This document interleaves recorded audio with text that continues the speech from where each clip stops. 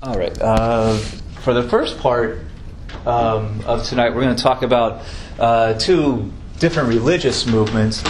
I mean, it's a lot of years to cover, but because we're covering a very specific group of people, it's much easier to kind of at least do a basic chronology of it. So we'll start with Judaism first because it happened first. Predates Christianity by a couple thousand years or so. All right.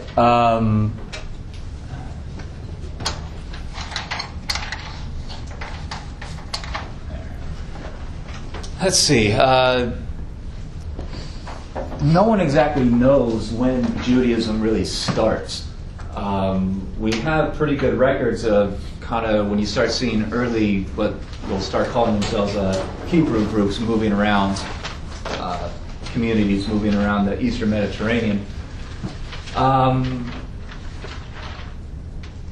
But they're interesting because in this time, virtually all civilizations that we know of at this point believe in polytheism, the worship of many gods. And most of those religious movements worship deities that are somehow or other kind of connected to nature. You have like a god of the earthquakes, or a god of the storms, or a god of the crops growing, or god of human fertility, god of disease, all kinds of different things. And you can see that especially within Greek religion. So the overwhelming amount of human societies that we know about at that time are polytheistic. They believe sometimes in hundreds and hundreds of different gods, and each god has like their special thing or their special job that they do, or their special way of interacting with humans. Judaism will be very different from that because it will create the belief in one God that created everything, the whole universe, all the planets, everything in them, and is also the judge of like human morality, human decisions, basically good and evil acts, and judges people for their good or their sins in an afterlife scenario. So they're different because they're monotheists. They believe in this one all-encompassing God. And you won't really get other famous monotheists at least until Egypt and Zarathustra, even later than that. So Jewish monotheism kind of predates all that by at least 1,000 years. So it's going pretty far back. Their basic theology, their basic kind of belief structure is that there is one God that created everything. So God is outside of kind of the realms of the physical universe. Does that make sense? It's like saying, if I take a bunch of Play-Doh and create something, like make a building or like a little figure or something, I cannot be bound by its rules because I made it. Does that make sense?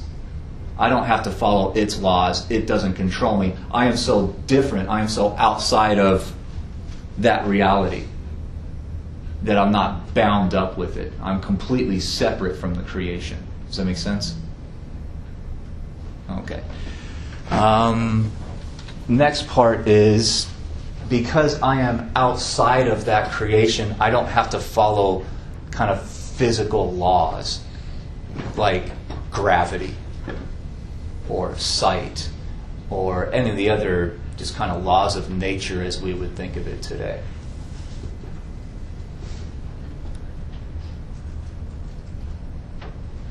So the Hebrews,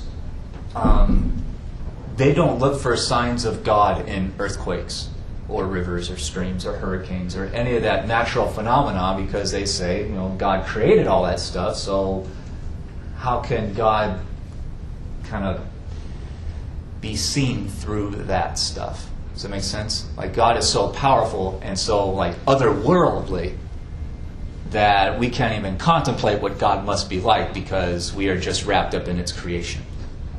Does that make sense? Yeah. Isn't this like a superior knowledge to what everybody had that believes in polytheism? They believe it is. Whether or not this stuff is actually true, I mean, I'm just laying out their belief system. Whether or not it's actually true, I don't know. Just like with any religious movement, I don't know. But the people who believe in this stuff think it's kind of ridiculous that you would look for signs of God in the clouds or something. Does that make sense? Or think that God even cares about what earthquakes are going on. To them, it just seems kind of weird. Other questions? Was Zarathustra a Persian, or was he from one of these?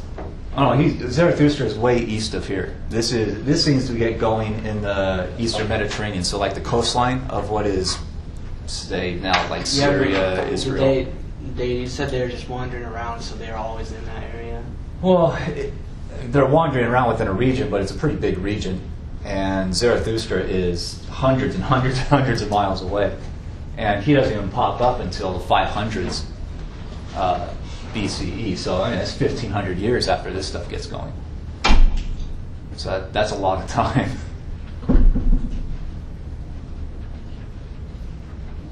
Right? So yeah, it's just separation in time and distance. So the natural question is, if God is so much separate from everything that you see and touch and hear, how do you know that God exists? And their belief is that God chose to reveal himself to this one specific group, them. And doesn't announce himself to like the whole community or anything, just kind of picks out one guy to talk to and gives this guy a message and tells that guy, go out and spread the message. So in that way, it's kind of like Zarathustra.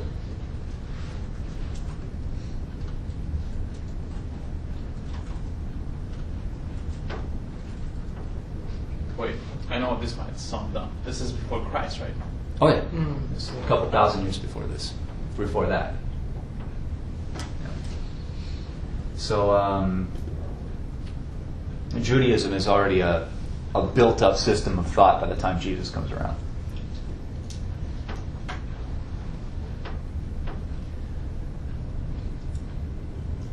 So this original guy, his name is Abraham. He says that God told him that his job is to spread the message as far and wide as possible. The people who follow Abraham, who start calling themselves Hebrews, they never claim to have seen God. They take it from Abraham. They take the message from Abraham. And the Hebrew community largely never claims to know why God picked them. They have no claims of knowledge of that. They don't know. To them, it's a mystery. They figure God picked them, so they call themselves the chosen people, God's chosen people, because He picked them, He chose them to spread this message. But they don't say why, and they claim to have no insight into why. This is basically God's choice. But they say their mission in the world is to go and tell others about this idea, this monotheism, and try to convert people as much as possible. So the original guy, his name is Abraham. And this is a painting from the European Middle Ages. So this painting is from over 3,000 years later, a lot of time. So it's an artistic rendering of what this artist believed this kind of idea of covenant should mean. So the early parts of the Bible, the so-called Old Testament, if you read through it, there's a whole lot of kind of creation stories and morality tales and all kinds of stuff. Most historians believe that those stories were already circulating around the Eastern Mediterranean area, all these different communities, and that this Hebrew group heard of these stories and believed in a bunch of them and started writing them down in their own book. So there are stories about how a snake deceives somebody, and so a snake is like a symbol of evil in the world. There's stories about human groups trying to get together to build a giant tower to heaven, all kinds of stuff that eventually goes into the early form of the Bible. So the Old Testament is focused on all the Hebrew stories, Hebrew morality tales. and this idea of covenant. So when they start writing this down, eventually they'll kind of be bringing in a lot of outside stories that they seem to have liked or respected or something. But God apparently, according to them, chose this guy Abraham and made a deal with Abraham, what Abraham called the covenant. And the deal is fairly simple. God will make Abraham the leader of a, quote, great nation. And what that means is kind of debatable. Does that mean a gigantic territorial kingdom that's really rich? Or is it like a group of great people that are really enlightened and peaceful? I mean, there's millions of ways to interpret what a great nation is. But God tells Abraham, I'll make you the leader of a great nation as long as you lead your people with justice and humanity and compassion. So you are a good, kind of honest leader that wants to help the poor and the miserable and the kind of disadvantaged in the world. Does that make sense? So it gives him a kind of moral authority, or it gives him authority as long as he's moral. That's probably a better way to put it. All right. And Abraham goes out and starts kind of preaching this stuff and gaining followers, and over time builds up a Hebrew community. And they start looking for a place to set up, to kind of claim territory and build their movement. Their problem is that their community is small and is not very military oriented. They're not really good at fighting. So they find it very difficult wandering around in this Eastern Mediterranean kind of region. They find it very difficult to hold land because they keep getting invaded and kicked out. So the so-called descendants of Abraham, this last reportedly beyond his lifetime, and several more generations, they're kind of wandering around this area looking for a good place to kind of set roots and settle down. And according to the story, several generations on, after Abraham, one of the Hebrew leaders made contact with the Egyptian government out here across the Sinai Peninsula. Is basically a giant desert.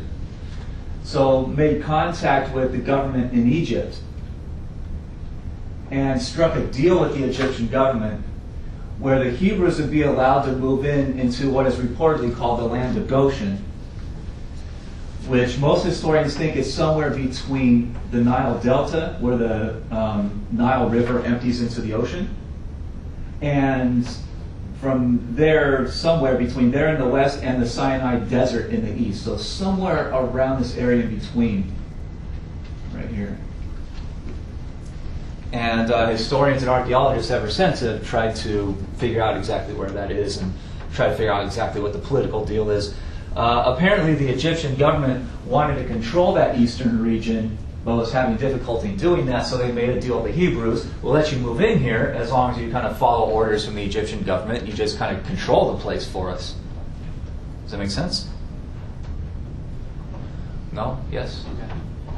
And reportedly the Hebrews are in the land of Goshen for another several generations. They often, according to their stories, they feel like they are discriminated against in Egypt. They are kept out of mainstream Egypt itself, like Egyptian territory. They're kept out of kind of mainstream Egyptian society and commerce, and they're just kind of shunned. So over time, that builds up a feeling of oppression in the Hebrews, and they start eventually describing themselves as slaves to Egypt. And that starts all kinds of rumors that the Egyptian pyramids were built with basically Jewish slaves. So that's been a kind of long-term myth that historians have since kind of proven wrong. But some people still kind of talk about it even today. But eventually the Hebrews, they decide that they want to leave Egypt in order to kind of escape, to gain their freedom again. And they feel so oppressed. And their leader at this point is named Moses. And he reportedly has like close personal ties with the Egyptian pharaoh, the Egyptian king, and demands that the pharaoh let the Hebrew people leave. And the pharaoh says, "No, you have to stay. We have this deal." So Moses reportedly leads the Hebrews in a kind of revolution to escape from Egypt, get out of Egyptian authority, and just get away.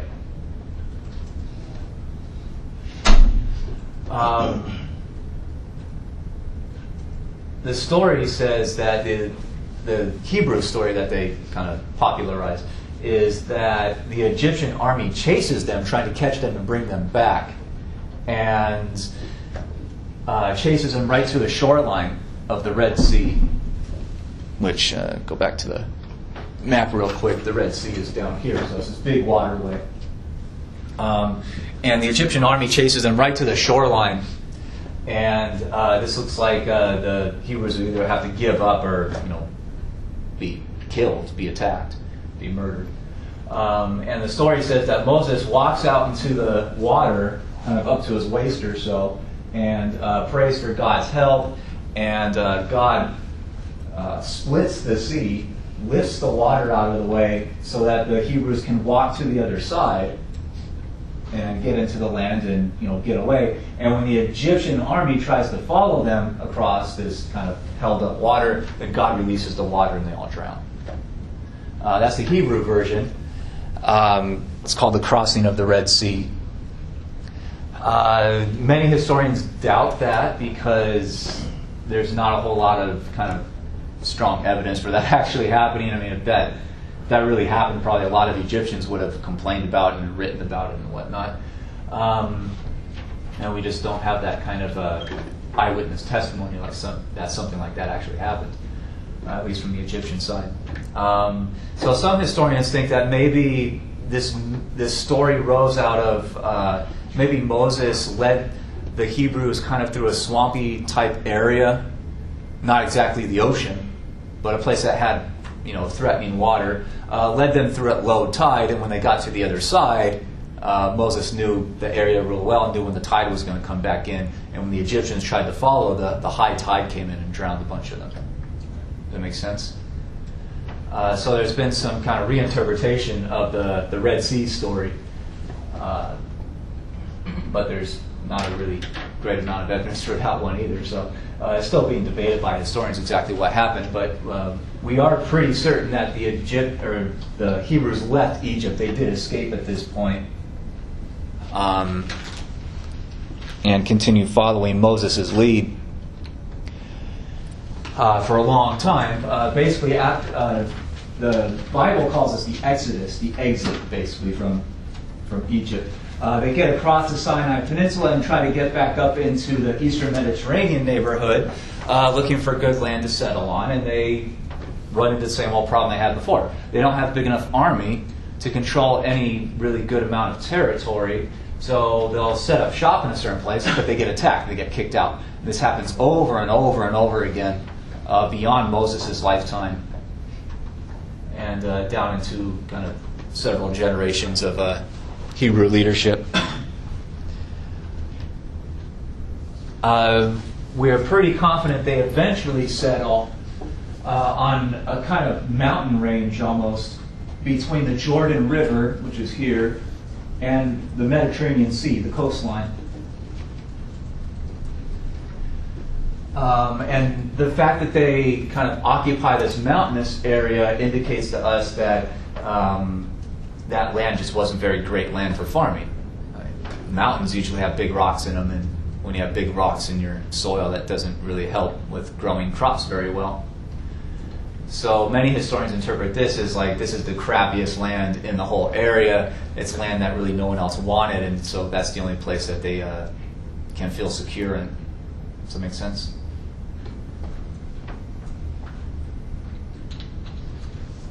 But they continually have to fight against others, outsiders, every once in a while. So there's other communities, other kingdoms in this area that sometimes the Hebrews form alliances with against a third party. Sometimes they fight against each other.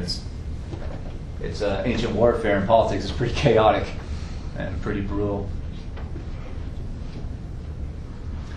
At this point, it seems like the Hebrew leaders start thinking about they have to create some kind of centralized decision maker, like a king, because they're so weak, someone who can really discipline the whole community and build a big, strong army.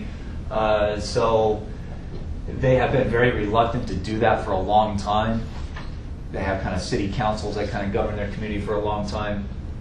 But at this point, they seem to decide that they need some kind of monarchy, some kind of centralized government figure to secure their hold over this land. So, questions about any of that so far? Does this all sound familiar? No.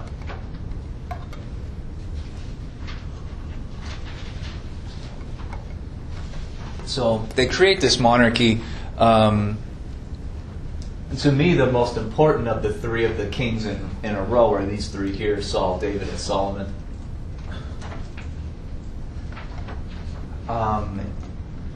And I'm always interested in David's career because it's fascinating to me, at least. If you've never heard this legend, we'll go through it real quick. It seems to have a lot of basis in reality, at least according to the written sources and archaeological sources we have. Saul was already king. This kingdom of Israel, Saul is the leader. He is the monarch. He has a big family. He has many grandchildren even. So Saul is a kind of getting to be an older guy. Saul is at war with a few different neighboring kingdoms really at the same time. And every once in a while in the ancient world, especially this neighborhood,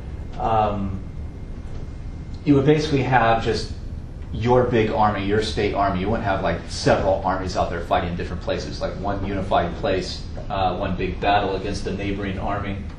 And sometimes if they meet on the battlefield, they kind of negotiate with each other before they start fighting in order to try to like avoid this big battle and save a lot of people's lives and power and whatnot.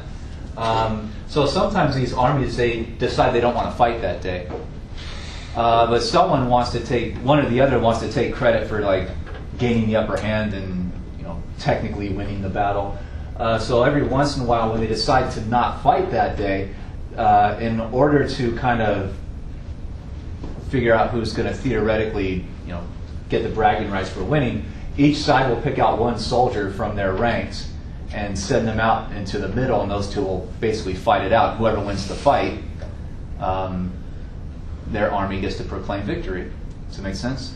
So it's a prideful thing, really, more than anything. And a lot of these are fights to the death.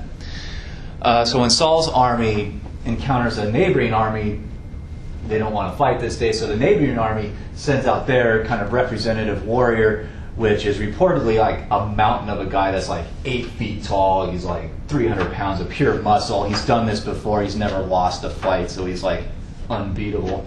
And so none of the Hebrews want to go fight this guy, because anyone who goes out to fight him is going to get killed. So they pick out this young, kind of nerdy type guy named David, and they say, okay, here you go out there, good luck, and he's probably going to get killed.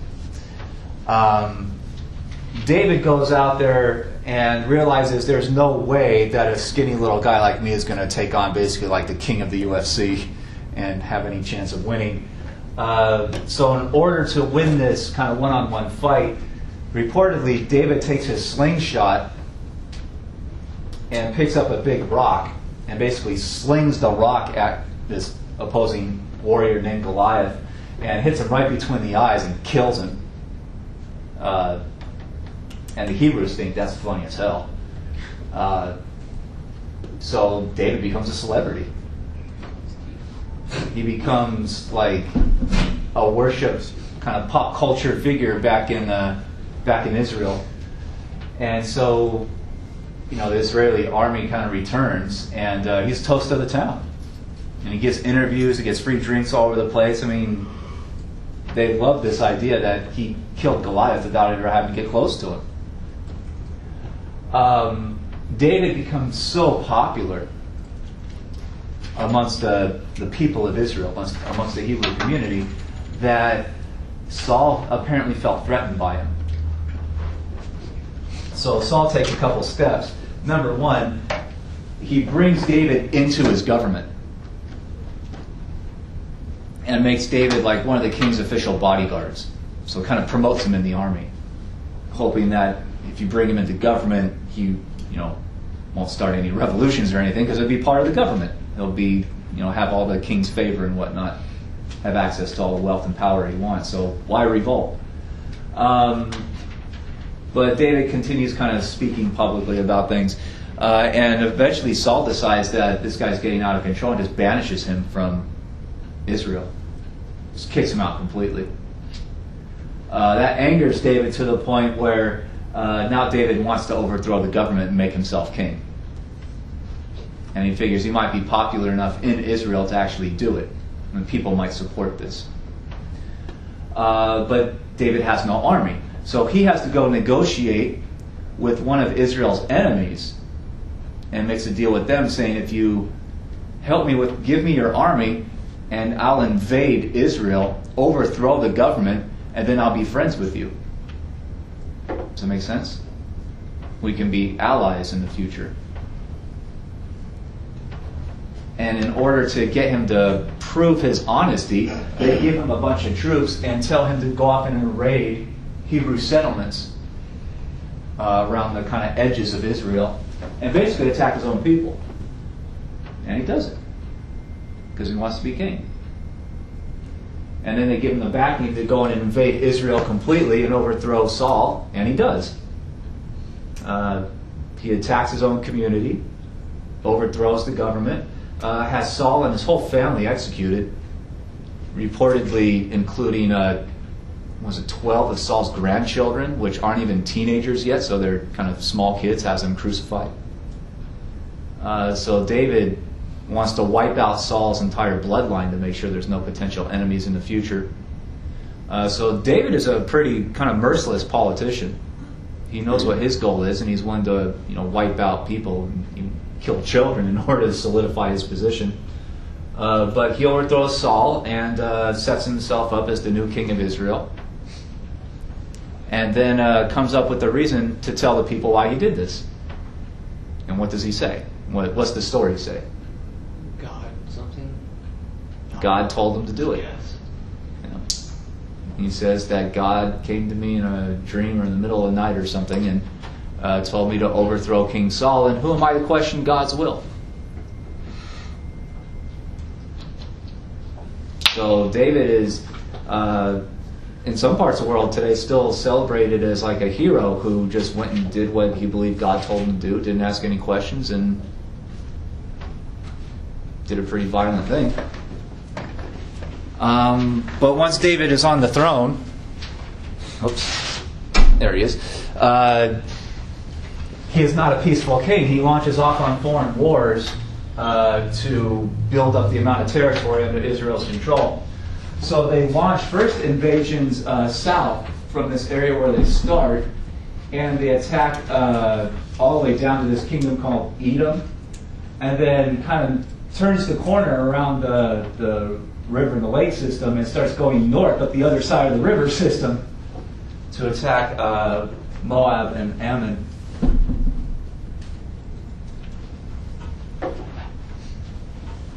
And eventually conquers all of them. Had trouble with the city of Rabbah. That turned out to be a long siege, but eventually David's armies conquer the place, and in conquering all this land around the river system, they built up what came to be known as the ancient kingdom of Israel. And these attacks are often pretty merciless, and especially, I think it was when Rabbah surrendered, David ordered all the men and boys executed and all the women and remaining children sold off into slavery. So it's a Carthaginian type of conquest. And David stays on the throne for the rest of his life. He reportedly dies of old age, basically. Reportedly died in his sleep, nice and peaceful. And then his inheritor Solomon came along. So, questions about David or his leadership or Is Judah, were they Jewish? Well, eventually, after David's time, the kingdom of Israel kind of splits into a northern half that's still called Israel and a southern half that becomes known as Judah, kingdom of Judah. So it's theoretically the same type government, but they have two different kind of ruling families, and they cooperate, basically. Over time, skipping ahead a few hundred years, but both of these kingdoms are eventually attacked by different groups and conquered. So Israel is attacked by the Assyrians. And, that's passive voice. I should really change this slide. It should say the Assyrians attacked Israel and destroyed it. So the Assyrians, we believe, came down from the north, attacked the kingdom of Israel, the northern half, and kind of conquered it, dominated it, and erased the kingdom of Israel, basically. And then, about 150 years later, another group called the Chaldeans attacked Judah, the southern half, and knocked it out of existence. And that sends the Hebrew groups wandering again in another prolonged, well, in Judah's instance, about 50 years or so, of wandering all over the countryside and all over the region looking for a new place to claim territory and set up a community again for the long term. So this period of wandering is referred to as the exile. They're kicked out of their own lands. Do they speak what were the same their language, lands? all these kingdoms? I know Hebrews have their own identity. Is that their own still? language. I'm very confused because I don't know. Jewish people are Arabs, or what are they? Well, Judaism is one of these gray areas. It's a religion, but is often thought of as an ethnicity, but a lot of anthropologists will say that is not really an ethnicity. It's a religious movement. But in order for them to survive all these periods of wandering, they have to keep their community tight enough, right, where they don't really allow many outsiders in, that some people today interpret it as an ethnic identity. The Persians come along. The Chaldeans had attacked Judah, and then the larger Persian Empire, with Cyrus, comes along and conquers all this land, and the Chaldeans are just one part of what Cyrus conquers. So what I was going to ask is, because when we first did Persia, it says it allowed them right there to return back to next to the Mediterranean. Yep. Where was it they were at before? They're just moving all over. They're just moving all over. They're just going almost in circles all over the whole region, just looking for an opportunity, basically. And Cyrus came in, and Cyrus didn't trust the Chaldeans because he's afraid they're going to start a revolt at some point. So Cyrus and the Persian advisors made a deal with the Hebrews. Why don't you move back into that area? You can rebuild your little kingdom, but your little kingdom is going to be just one little province of the whole Persian Empire. So you can run your own little place with your own religious ideas. That's fine with us. But when it comes down to governing, you're going to follow orders from the Persian leadership. And the Hebrews take the deal because they feel that they need land.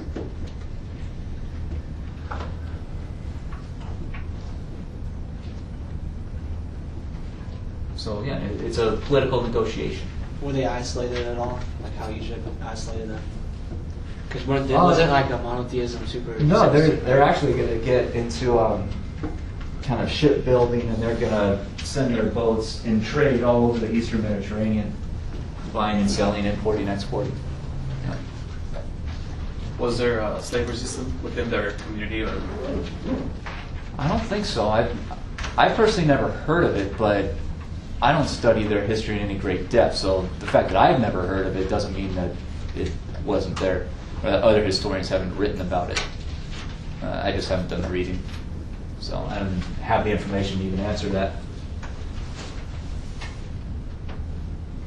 It's like saying, does this kind of rock exist on Mars? I'm like, well, I've never heard of it, but I don't study Mars, so what does my opinion really matter in answering that question at all?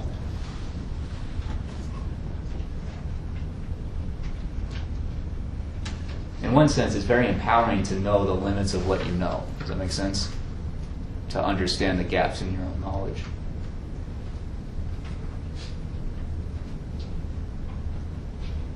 All right, so that takes us down to about 539 BCE. And then the Greeks under Alexander counterattack and knock out the Persian Empire. And the Greek hold over this whole place doesn't last very long, so it breaks down into infighting amongst the many different regions and provinces. So the Hebrews will kind of go back to trying to control land against their many enemies after the Persian collapsed.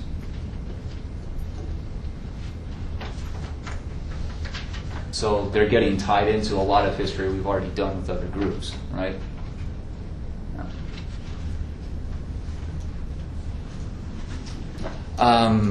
But I mean, this is 1,500 years of one long era of wandering after another. They really only have land under those three important kings, and now in this new era for a couple hundred years. So the mass majority of their history is just desperately trying to really survive.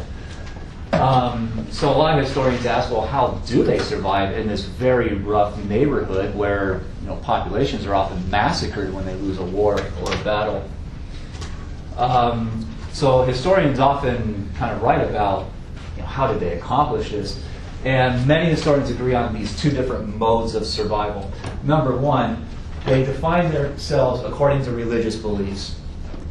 They don't define their kind of community identity based on what land they occupy, because they're moving around pretty much all the time. They only have these intermissions where they have like solid control over land somewhere. But their kind of normal history is going from one place to another. And if that's what you do most of your lifetime, you're probably not going to define yourself according to what area you're in at this point. That's not your self-identity. Does that make sense? Because that stability just isn't there. So their religious beliefs define their community much more than anything else. And the Torah is their kind of core religious principles that they literally believe is given to them by God.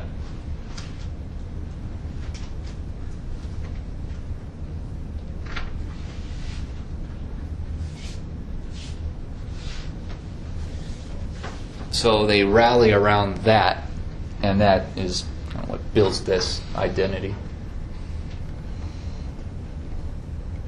Does that make sense?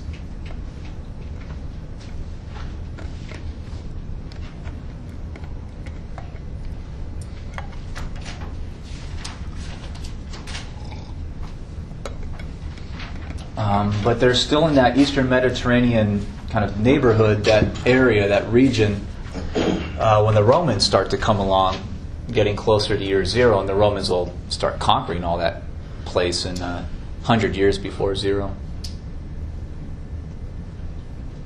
So they're going to be conquered and kind of colonized and controlled, made into just one province of a larger empire once again. Question? Oh, okay, moving on from here. All right. And that's when Jesus starts to come around after year zero.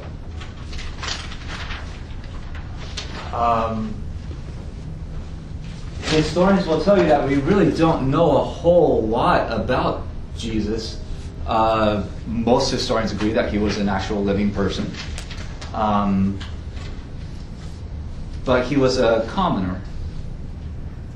So there's not a whole, they didn't keep very, especially in this area, the Eastern Mediterranean, the Romans that run the place, they don't really keep really great records of the area. They take a census every once in a while and figure out how many people are living there and what the big cities are and that kind of stuff.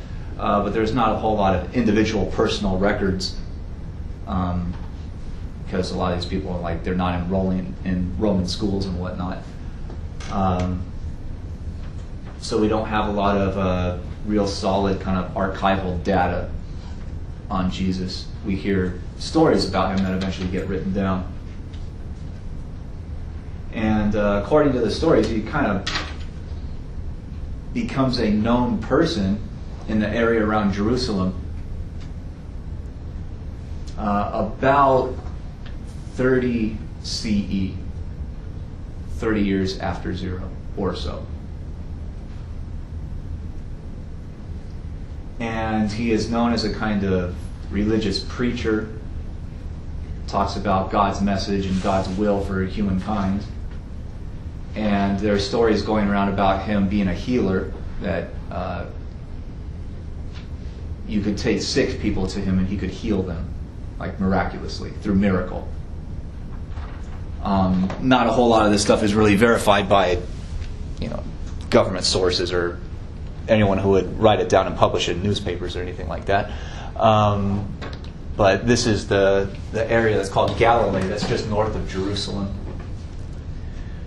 And this whole area is controlled by the Roman Empire. It's just one, and really the Romans viewed it as a fairly unimportant area of their whole empire. And that Jesus kind of went around the Galilee area. Every once in a while would kind of go south along the Jordan River and visit other communities.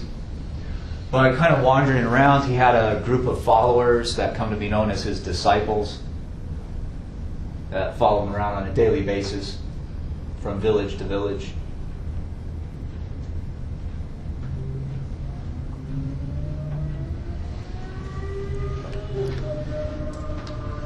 And this is a larger map of the Roman Empire. So we're talking about this far eastern area on this map, kind of called Judah or Judea.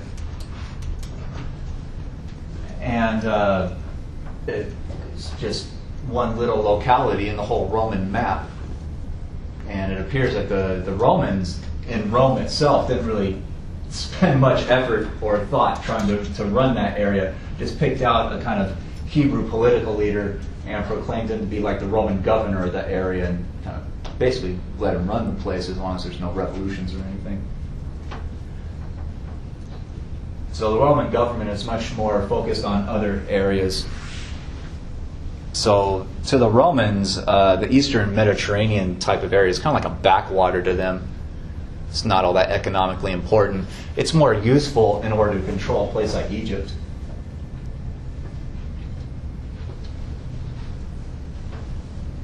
Which they did care quite a lot about. But eventually,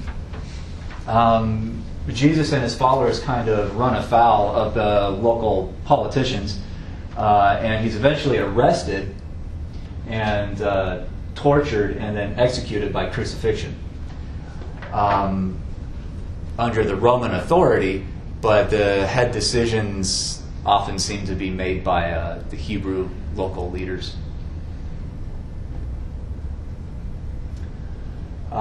And crucifixion was a fairly common execution style that the Romans used on their enemies.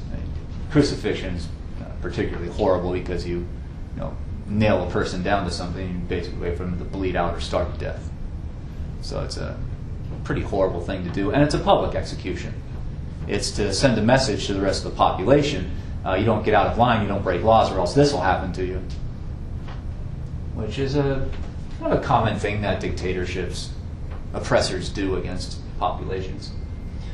But Jesus seemingly did not write anything down, didn't leave behind any real records of his beliefs outside of just talking to people. And the people he talked to don't write anything down for quite a long time. So even though several of his disciples live for decades after this, they don't write down the story. So there's no eyewitness accounts of these events in the days that they happen. The earliest testimonies that we have about these events don't even appear until at least 30 years later.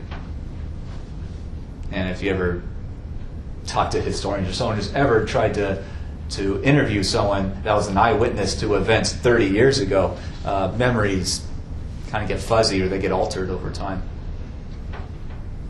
And even right now, if something happened out in the hallway and police came in and interviewed three of us would have three different interpretations. One person would say, yeah, I saw who did it. They ran out, they were wearing a blue shirt. Another person would say, no, they're wearing a green shirt. Another person would say, no, they're wearing a purple shirt. And that's why if you ever get involved in interviews or you see police interviewing people, they immediately separate all the eyewitnesses so they can't talk to each other. That's not because they don't trust them. It's because their interpretations get melded in their own minds. They might not even be conspiring to say something. It's like the way the human mind works. Because you're remembering the last time you remembered it, Yeah. not actually what happened. Yeah.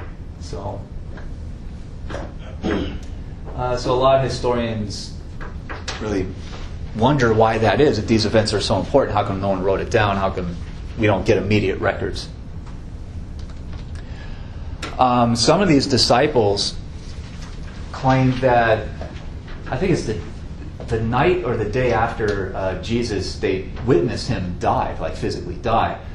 Some of the disciples report or later talk about seeing him the next day, like in person. And the disciples say that that's shocking, obviously. They don't believe that they see a ghost. They believe they see a real living person who kind of comes into their dwelling and they talk to him. And so they say that he rose from the dead.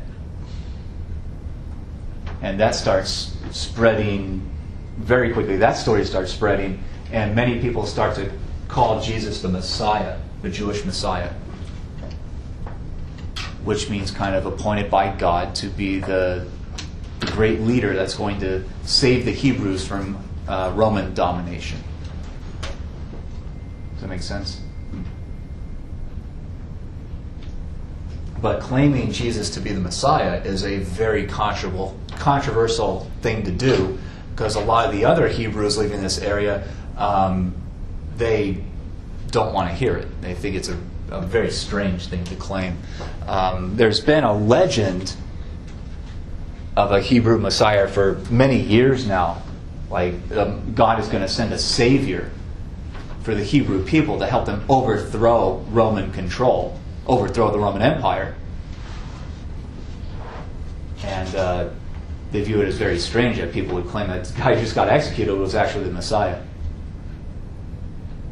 So that's where you start to see a split between Judaism and this new group that starts off as a kind of cult within Judaism, that they start calling themselves Christians, Christianity, followers of the guy they call Christ, which basically means the Messiah.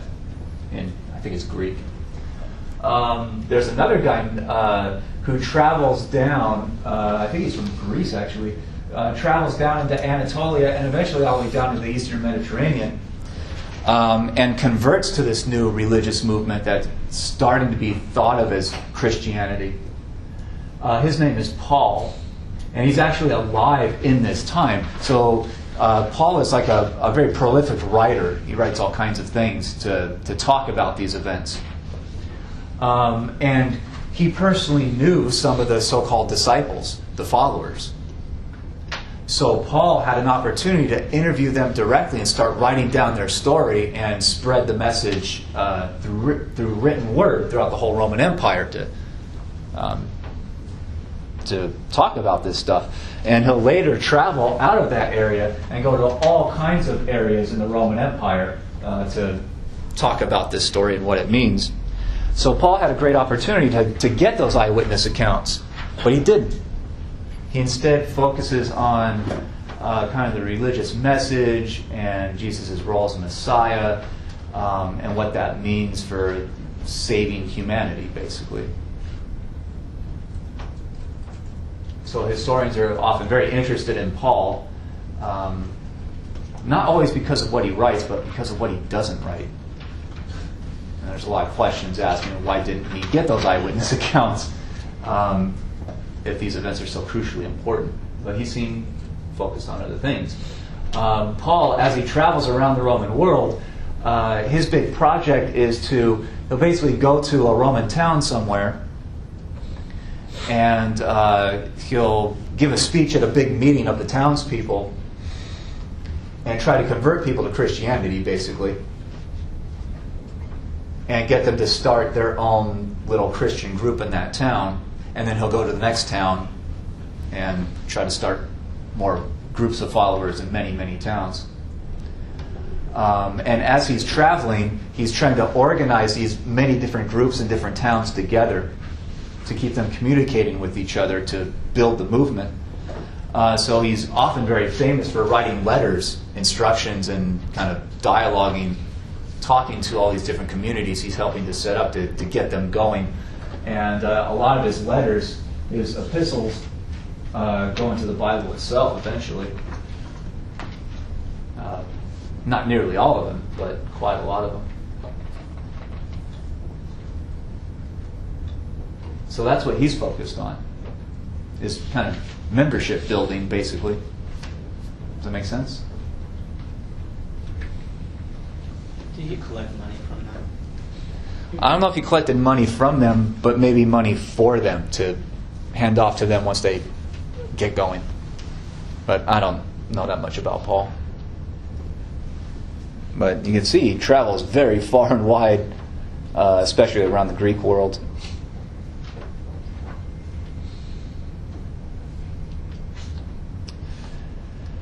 And eventually, the so-called eyewitness accounts that start to emerge at least 30 years after all this become known as the Gospels. And the Gospel is like the spreading of good news, basically, like personal testimonies that I saw these events and this is what happened. And there's many, many Gospels out there. Only 4 of them officially go into the Bible eventually. So those are the 4 famous: Matthew, Mark, Luke, and John. And that was made, those decisions were made at the Council of Nicaea? Yeah, years after this, 300, almost 300 years after this. Yeah. By Roman government leaders and some Christian leaders. And they, in the early 300s, they sit down and try to figure out what gets into the book and what doesn't, basically. Constantine, that's... Yeah. And when you look at and study the 4 different Gospels in detail, and I've had friends who have done this, they see the basic kind of story is generally the same across all 4, but the details of it shift pretty dramatically from one to the other. And there's all kinds of questions about why exactly were these 4 chosen, and I mean there's many, many others that were not included in the Bible. And we now know today that there is a Gospel of Judas that was written down, and it's been found today. And you can read it. Has an interesting take on the story. You guys know who Judas was? Judas Iscariot. Supposedly the one who betrayed him, sold him out to the Romans, and told the Romans where he was so they could capture him. So, the Gospel of Judas is a very interesting new perspective. When was that found? Huh? When was Oh, jeez, when was it found? In the 1960s or 70s? that? Have you read it? Yeah. Yeah. The surviving parts of it. So, yeah. There's a lot of scholars who spend their lives studying all the different Gospels and the stories and all these political events. So there's big-time scholars out there, and one of them just published a book, I think it was 6 or 7 years ago, and I think the title is Reading Judas. So it has that scholars like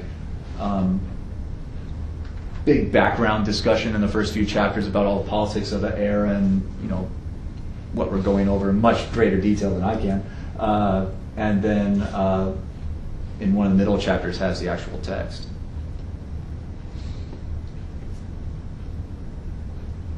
So yeah, it's out there for you to find. Other questions? No? And one of the big questions that starts to emerge that really gets involved with the split between Judaism and Christianity. It was Jesus a religious reformer? Did he want to alter the religion, Judaism? Because he reportedly says several times, according to these different stories, that I identify as a Jew. That I am a Hebrew also. I'm part of the community. So does he want to alter their belief structure? Or does he want a political revolution against the Roman state to overthrow the Roman Empire and create freedom, like real independence? So, and those are questions that scholars still debate even today.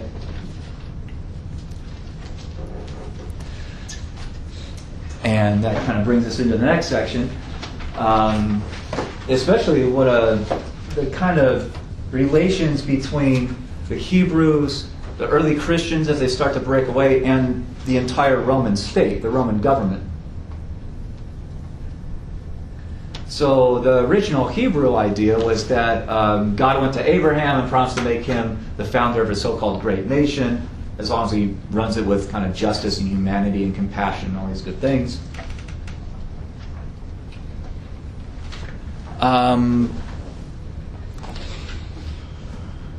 But especially once they get kind of conquered by the Romans, they start thinking, well, how can we be a great nation if we're conquered by an even larger political state, a government, and we're run by them, we're kind of oppressed by them. So then they start developing ideas and myths and stories that God is going to send an anointed leader of the Hebrews to help them fight against the Romans, kick the Romans out, basically. And this, by the time Jesus comes around, is like a big Hebrew legend. It's a big kind of great hope that they have, that God is going to do this to help them because they're oppressed, and that God chooses them as, His chosen people. Then He might really intervene in the world to help them to regain their independence in their land. And a lot of Hebrews, a lot of Jewish people are absolutely shocked when these early Christians start claiming that Jesus was that Messiah, was that God's appointee to help them. Because Jesus came from a humble background, was a kind of average carpenter, went around talking to communities for a few years, but was captured and executed and really left this world completely unchanged politically. There was no revolution. He didn't lead a revolution against the Roman state. So the fact that the disciples would call him the Messiah is very confusing to a lot of Jews, and this is kind of the early big kind of conflict between the mainstream Jews and this kind of cult of Jesus as it breaks away from Judaism, and that split kind of grows and grows and grows until Christianity becomes a fully separate religious movement. And kind of have to remember that all this is happening within the Roman Empire, really at the height of its power in these years, around the years 0 and going into the next few decades after 0. The Roman Empire is unchallenged. And it seems like, at this point at least, that it never could be challenged.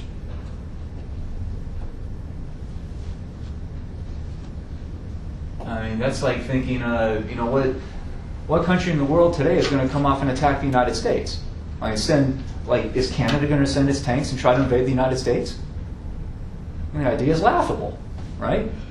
Because the U.S. has so much military power, so much more than any other individual country in the world, that the idea that the United States is vulnerable to normal battlefield attack is just basically unthinkable right now. Does that make sense? That's how a lot of people felt about the Roman Empire back then. Who's crazy enough to try to take on the Roman Empire? They've defeated and destroyed everyone who's risen up against them. So this idea of Jesus being the Messiah is an important kind of conflict, and I have a video to show you where scholars can describe this in much better detail than I possibly can. So go to them for at least a couple minutes or so.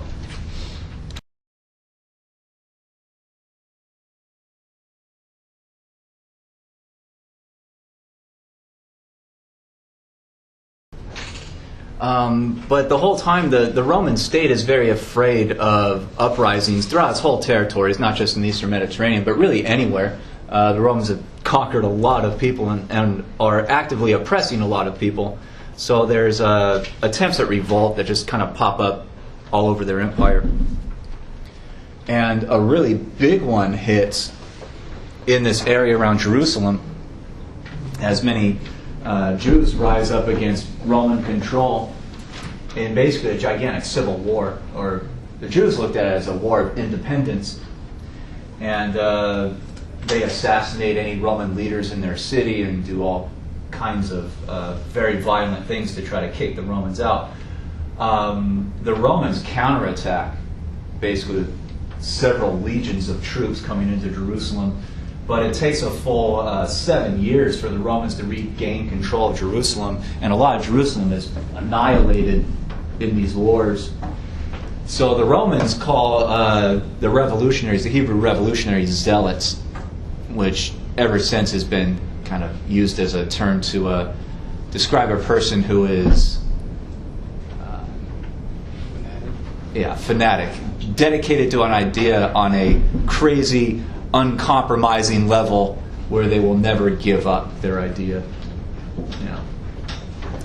But the Romans eventually win this war, and they retain control over the whole coastline. But one interesting thing is that several of the Gospels are written in the midst of this fighting. And historians analyze that, especially, which Gospel was it? I can't remember which one it was.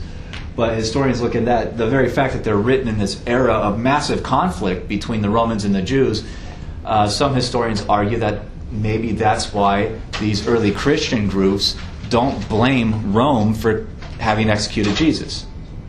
Right? You don't blame the Roman state, because the Christians are trying to stay out of this fighting. They're trying to avoid being attacked by the Romans. So in these Gospels basically say the Romans didn't do it. It was the Jewish leaders who gave the final okay to kill Jesus. Does that make sense? So basically telling the Romans, we don't blame you, we blame these people you've been fighting, so don't come after us. Does that make sense? But that's just one theory. Other historians disagree with it. So going into the 100s CE, 100 years after zero, Christianity starts to spread throughout the Roman Empire through actions like Paul and other people who did such things. It kind of takes root in different areas of the Roman Empire through the 100s and really starts to spread much more quickly in the 200s. But even in the 200s, Christianity is a tiny, tiny percentage of the overall Roman population. We're talking maybe 4 or 5%, even in the 200s. So the overwhelming amount of Roman people, citizens or just kind of colonized people, are what we today call pagans, basically polytheists who worship the gods of nature and gods of human decisions and all kinds of things. But Christianity is growing throughout the whole period where Rome is really at its height. And the Roman government, and most Romans at first, they know Christianity is around. They generally just really don't care about it because it's such a small group of people for so long that the Roman leaders look at it as they're just an offshoot kind of within Judaism still, and we have control over the Hebrew, so there's not much of a problem there. It's more just a kind of internal argument between Jews and Christians. Romans aren't worried enough to care, quite honestly.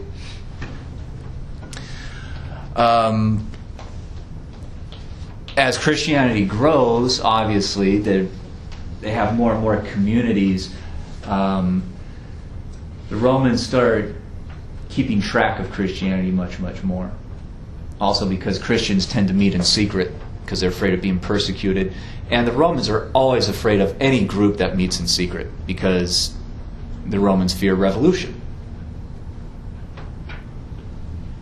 So the Romans, they're kind of annoyed at it, and they keep records of it, of who the Christian leaders are in different towns and villages and whatnot, and how many estimated followers they have.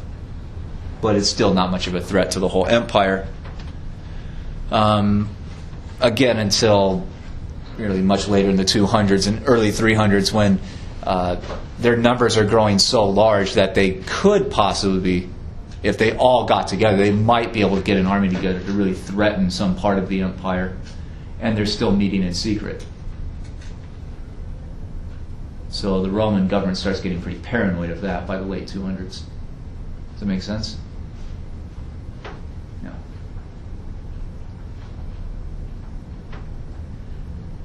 So the Roman government will start going on the offensive, attacking and persecuting Christian groups.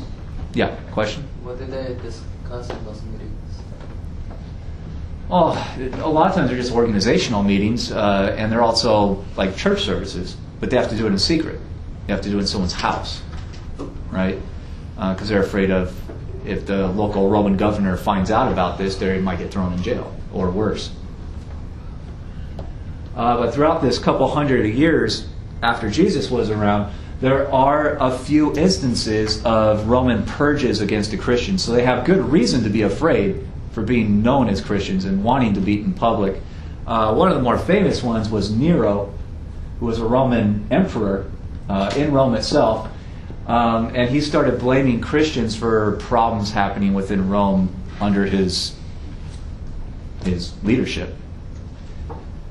So the Christians are a tiny minority at this point, and this is only a couple decades after Jesus has been killed. So they're a vast minority, but they're growing. They're starting to kind of pop up every once in a while, even in Rome itself.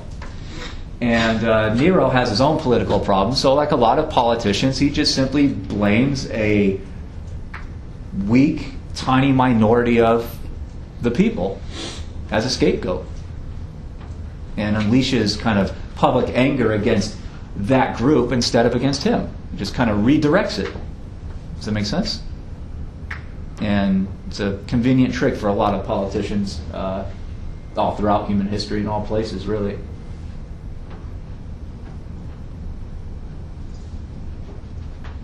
So Christian groups in his lifetime very much feared him because he could make the decision to, send the armies out and arrest all Christians and execute them all one night.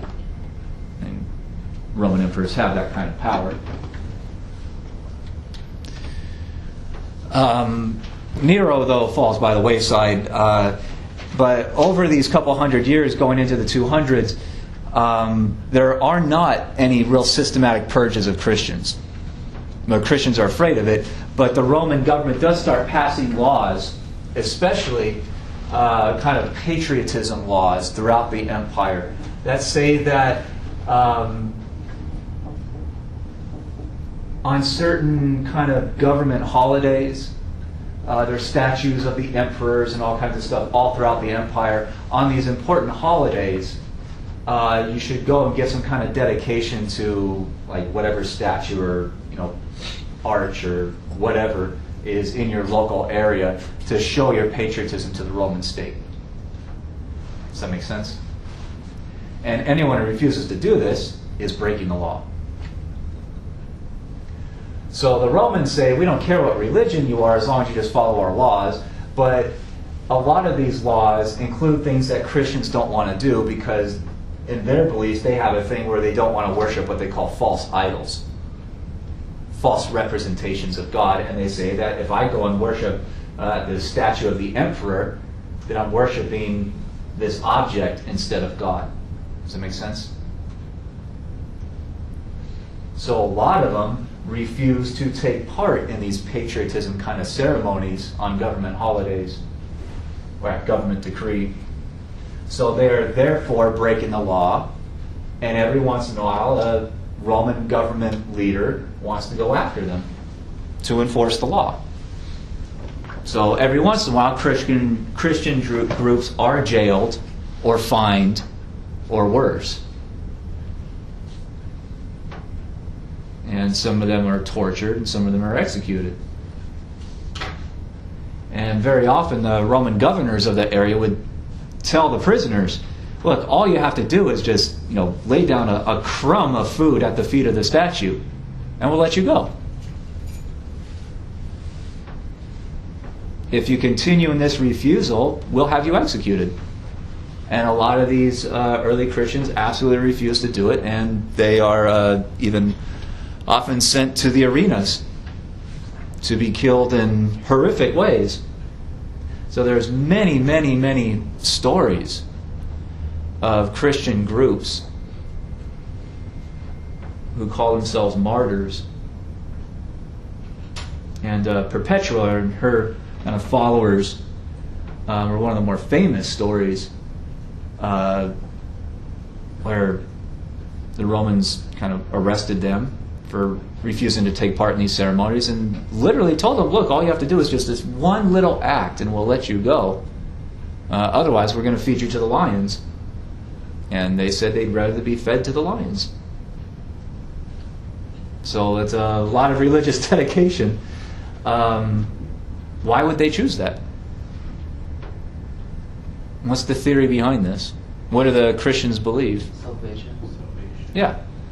They believe that if they uphold their beliefs and they see this as a test, that if they don't give in, if they don't sell out to the Romans, that when they die, God will let them into heaven forever. So they say it's worth being tortured to death or going into the arena and having a bad few minutes when the lion eats you or rips you apart and kills you. That's going to be really painful. But after that, you go into heaven and you're there forever. So a few minutes of unbelievable pain leading to death, and then eternity in heaven. Or they say, I could sell out to the Romans and give up my religious beliefs, and the Romans will let me go and I'll live out the rest of my life. But what happens when I die? Maybe your spot's not guaranteed. Yeah, God don't like no sellouts. So if you don't get into heaven, what's the other major alternative? Yep, down into the basement forever. So they say, I'd rather put up with 5 minutes of being eaten by a lion rather than eternal torture in hell because I sold out my beliefs. Does that make sense? So that's the equation they work with. Yep. If their empire, it was only in North Africa, right? So where were they getting their lions from? All over the place. Rome is a rich place, and they have merchants that go as far as India. There's European lions. Yeah. But yeah, they are wealthy enough to access all places that they can travel to. Put it that way. Well, it looks like Scar. Yeah. So,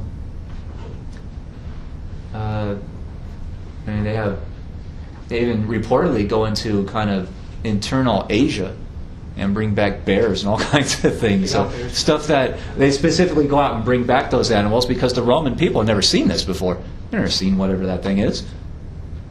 So it's kind of crazy and exotic and strange and unbelievable. It's a big special effect. They say that Atlas bear went extinct because of the games. Oh, I have no North idea. African bear. Well, that would be awful, but I don't know if that's true or not. I have no idea. The first Roman emperor to have an official policy of eradicating Christianity is named Decius, and he is a very minor emperor who was only around for a couple years, and we'll talk about why as we get into the collapse of the Roman Empire after we take a break. But basically, Decius realizes that he's in a really difficult political position. He has a lot of enemies. So he tries to unify the Roman government behind him by attacking the Christians and eradicating them. Basically by saying something to the effect of, the Roman gods, the real gods that run the universe, they're very much insulted by the fact that we're allowing these monotheists, these Christians, to still exist. So let's wipe them out. Get the gods happy with us again, and they will return favor and prosperity and stability to Rome. He's also saying this in the middle of a massive civil war. So this is really the only thing that he's much remembered for. He is killed and replaced within a couple years. And so his policy of eradicating the Christians is ended once he's killed. So a lot of these Christian groups choose martyrdom because they're unwilling to give in their religious beliefs, to sell out their faith in God. And they'd rather be tortured and even executed. then give in. And a lot of the kind of physical things, like their clothes and whatnot, that they carry into the arena.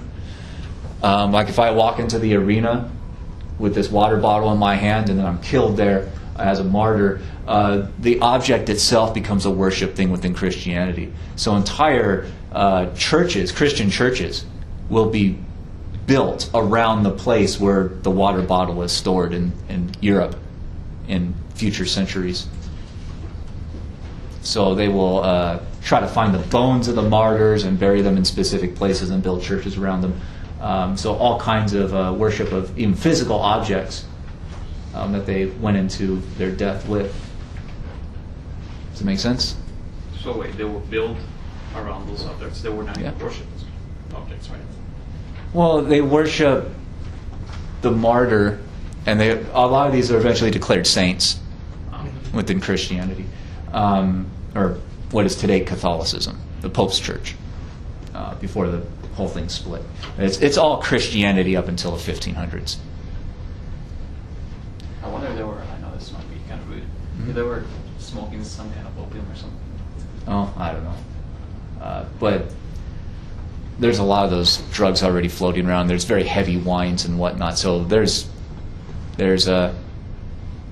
mind-altering substances, a scientific way to say that. They're already floating around the world at that point. There's no doubt about that. So that's martyrdom.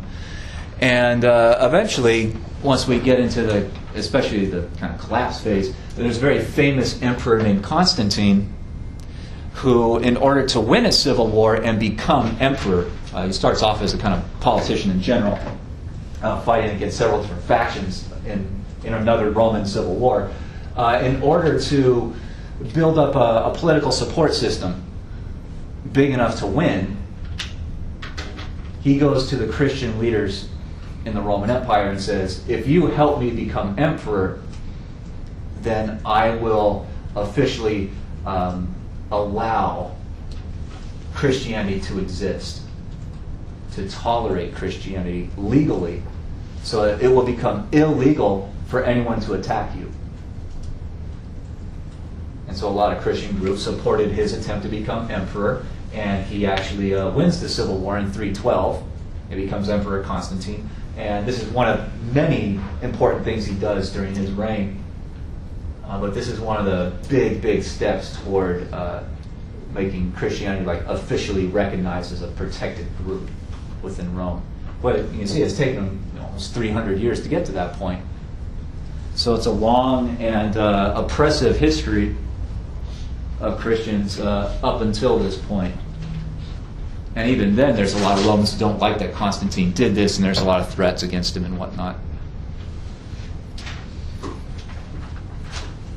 And future emperors will try to take it back and make Christianity illegal again. So it goes back and forth for a little while, but this is the first solid step in that direction of tolerating Christians.